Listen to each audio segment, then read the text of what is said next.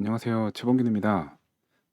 요즘 좀 몸이 삐리리 해갖고 한동안 일찍 자느라 영상을 만들 시간이 없었는데 이제 모처럼 주말이고 해서 영상을 하나 만들어 봤습니다. 오늘 영상 내용은 그 슬랙 이제 엔지니어링 블로그에서 공개한 글이 있는데 그 글에 보면은 이제 슬랙 메시징 구조에 대한 내용이 나와요. 그래서 그 슬랙 메시징 구조, 그 글에 있는 내용을 좀 공유해 보려고 합니다. 구조 개요를 먼저 설명을 해주고 있는데 채널 서버, 그 다음에 참 서버, 뭐 어드민 서버, 게이트웨이 서버 이런 것들이 있고 중앙에 있는 콘솔 서버 요 구조의 그림을 먼저 보여주고 있는데 이 채널 서버라는 거는 뭐냐? 우리가 그 슬랙에 있는 그 채널 있죠? 그 채널과 관련된 서버예요. 그래서 각 채널에 대한 정보가 저 채널 서버에 이제 보관이 되는 거고요. 특정 채널이 어떤 채널 서버로 할당이 되느냐, 요것은 이제 안정 해시, 요 기법을 이용해서 해싱 처리해서 이제 지정이 되고, 또 글에 따르면 하나의 호스트당 최대 1600만 개 채널을 제공한다고 합니다. 그럼 그 해시는 누가 관리하냐? 채널과 그 채널에 따른 안정 해시를 관리하는 애가 있는데 그게 바로 저 참 서버예요. 이 참 서버는 이제 저 위에 보면 컨시스턴트 해시 링 매니저 요거의 이제 약자인 거죠. 그래서 채널 서버를 위한 이제 해시 값을 관리하는 서버가 되고 글에 또 따르면 하나의 채널 서버가 맛이 갔을 때, 그러니까 안정적이지 않을 때 그거를 대체하는 새로운 채널 서버를 만드는데 약 20초 이내에 그 교체가 진행된다고 해요. 그리고 오른쪽에 보시면 어드민 서버가 있는데 요것은 이제 뒤에 나오는 웹 앱 서버가 있거든요. 그 웹 앱 서버와 저 채널 서버를 중간에 연결해 주는 역할을 한다고 하고 그다음에 게이트웨이 서버가 있어요. 이 게이트웨이 서버가 슬랙 클라이언트하고 실제로 이제 붙게 되는 서버고요. 이 게이트웨이 서버는 사용자 정보나 그다음에 채널 어떤 구독 상태 이 정보를 저장한다고 합니다. 슬랙 클라이언트가 게이트웨이 서버에 붙으면 그 게이트웨이 서버는 다시 여러 개의 채널 서버를 구독하는 형태로 이제 동작을 하게 되는 거죠. 그리고 이 게이트웨이 서버는 여러 지역에 여러 지역 리전에 분산되어 있다고 해요. 그래서 슬랙 클라이언트가 가장 지리적으로 가까운 게이트웨이 서버에 연결이 되는 거고요. 클라이언트는 실제 어떤 식으로 연결이 되냐? 또 이런 그림을 보여주면서 설명을 해주고 있어요. 슬랙 클라이언트가 가장 먼저 하는 것은 웹 앱 서버에 연결하는 거예요. 그리고 연결해서 어떤 사용자와 관련된 데이터를 읽어오는 거죠. 이 웹 앱 서버가 일종의 API 서버 역할을 하는 거예요.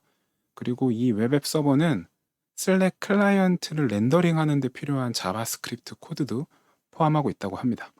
웹앱 서버를 통해서 사용자 정보를 읽어오면 그 다음에는 가까운 지역에 있는 이제 엣지 리전이라고 불리는 곳에 있는 엔보이 요 서버에 이제 웹소켓으로 연결을 해요. 그러면 다시 그 엔보이 서버는 앞에서 나왔던 게이트웨이 서버에 이제 붙게 되고요. 이 게이트웨이 서버는 사용자 정보를 읽어오기 위해서 웹앱 서버를 호출을 해요. 그래서 사용자에 해당하는 그 채널 목록들을 읽어오게 되는 거죠. 그리고 나서 다시 엔보이 서버에 정보를 주고 헬로우 우리 뭐 이런 거 하잖아요. 정보 주고 그럼 다시 또 그 엔보이 서버가 슬랙 클라이언트에 그 정보를 줍니다. 그리고 나서 알맞은 채널 서버를 이제 구독을 하는 거예요. 그 채널마다 이제 채널 서버가 할당이 되잖아요. 그래서 게이트웨이 서버는 여러 채널 서버를 이제 구독을 하는 거예요. 이렇게 하면 클라이언트가 메시지를 주고받을 수 있는 상태가 되는 거고요. 실제로 메시지를 보내면 어떻게 되냐? 그 이제 왼쪽 두 번째 있는 동그라미, 저 슬랙 클라이언트가 메시지를 보내요. 그럼 그 메시지를 보낼 때는 웹앱, 얘가 제공하는 API를 이용해서 이제 메시지를 전송을 하는 거죠. 그러면 웹앱 서버는 메시지를 저장을 합니다. 그리고 처음에 구조를 설명할 때 어드민 서버가 웹앱 서버와 채널 서버를 연결해 준다고 했는데 그 웹앱 서버는 어드민 서버에 다시 채널 메시지 전송을 요청을 해요. 그러면 그 어드민 서버가 알맞은 채널 서버를 찾아서 메시지를 라우팅을 합니다. 그렇게 하면 그 채널 서버를 구독하고 있던 게이트웨이 서버가 있겠죠?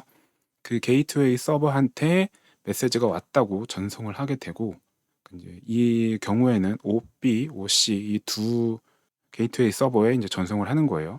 그럼 다시 게이트웨이 서버가 엔보이 서버한테 전달을 하고 엔보이는 최종적으로 슬랙 클라이언트한테 메시지를 전송을 하게 돼요. 메시지 우리가 흔히 이제 슬랙 메시지 우리가 메시지 주고받는 그것뿐만 아니라 이벤트라고 이제 여기선 설명했는데 그 이벤트 종류도 있다고 해요. 우리가 이렇게 슬랙을 보면은 누구누구가 메시지 입력 중 뭐 이런 게 보이잖아요.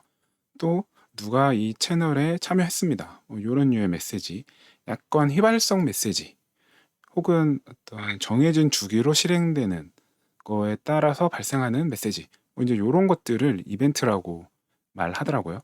그럼 그 이벤트는 어떤 식으로 동작을 하냐? 이 이벤트는 웹앱을 호출하지 않아요. 그러니까 저장하지 않는 거죠. 바로 엔보이에 메시지를 전송합니다. 두 번째 있는 동그라미가 채널에 사용자 입력 중 메시지를 엔보이에 쫙 보내는 거죠. 그러면 그 엔보이는 게이트웨이 서버한테 다시 그걸 전달을 하고요. 그러면 그 게이트웨이 서버가 채널 서버에 야, 이 메시지 보내줘 라고 보내는 거예요. 그러면 다시 그 채널 서버가 그 채널을 구독하고 있는 애들한테 슉 전달을 하는 거죠. 야, 이거 누가 메시지 입력 중이라는 이벤트가 있어 하면서 각 게이트웨이 서버에 보내고 그러면 그 게이트웨이 서버가 다시 엔보이한테 보내고 그 엔보이가 최종적으로 클라이언트한테 누가 입력 중이라는 이벤트 메시지를 이제 보내는 거죠. 그러면서 이제 정리하는 글이 나오는데 이런 구조를 이용해서 하나의 호스트당 약 1000만 채널을 처리하고 있고 또 수천만 클라이언트, 연결된 클라이언트를 처리하고 있다라고 말하고 있고요. 그리고 500ms 이내에 전 세계로 메시지를 전송한다고 합니다. 또 선형적으로 확장 가능한 아키텍처라고 해요. 그러니까 채널 서버를 이렇게 수평 확장을 하면 그러니까 선형적으로 이렇게 확장이 가능한 그런 아키텍처를 구성했다고 합니다. 그리고 마지막에 아주 깨알같이 우리 요거 조금 더 좋게 개선해 보고 싶은 사람 같이 참여해 뭐 이런 약간의 구입 메시지도 남겨놨더라고요. 예.